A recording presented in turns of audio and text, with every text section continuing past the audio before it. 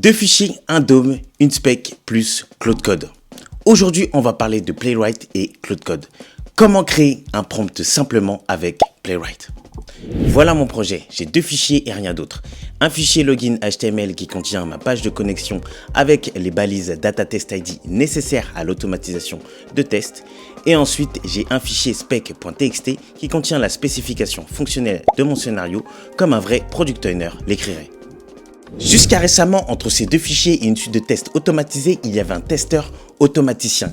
Il devait lire la spec, ouvrir le DOM, chercher les bons sélecteurs et ensuite écrire le code ligne par ligne Playwright. Mais aujourd'hui, tout est géré par Claude Code.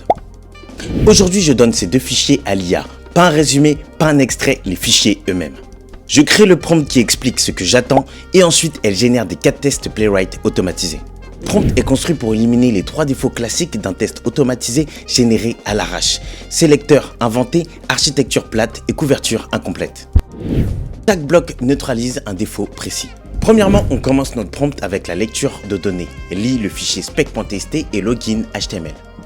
Cette ligne permet de donner du contexte à l'IA pour qu'elle puisse générer des tests Playwright. Ensuite, on rentre sur l'aspect design du projet pour demander à l'IA de respecter un pattern suivant, POM pour Page Object Model. L'architecture Page Object Model permet de séquencer ton projet pour qu'il puisse être lu facilement par un testeur automaticien. Ensuite, on termine par la couverture exhaustive du test. On lui dit de remplir différents cas. Les cas en 1, les cas nominaux. En 2, les cas limites. Et en 3, les cas de gestion d'erreurs pour que le scénario de test automatisé soit le plus exhaustif possible. Et voilà la méthodologie de notre prompt. Bloc 1, ancrage sur les fichiers réels. Bloc 2, contrainte d'architecture explicite. Bloc 3, contrainte de couverture qui permet à l'IA de générer un scénario de test le plus exhaustif possible. On termine par la dernière ligne, n'invente aucun sélecteur en dehors des Data Test ID présents dans le login HTML, qui est le garde-fou. Il permet de limiter les hallucinations de la part de l'IA. Donc, une fois que j'ai respecté la méthodologie du prompt, je peux soumettre ce prompt sur Claude Code.